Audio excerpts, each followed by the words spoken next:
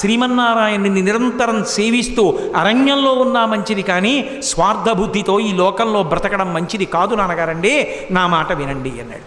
3 లోకములను గెలిచానంటారు, ఏమిటి ఉపయోగం భగవద్భక్తి లేనిదానికి? భగవద్భక్తి ఉన్న జీవితమే జీవితము.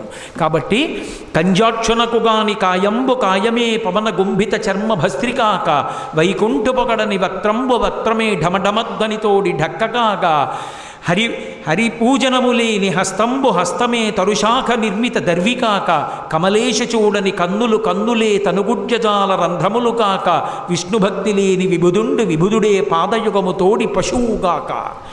ఎంత అద్భుతమైన మాటలు చెప్పాడో మహానుభావుడు.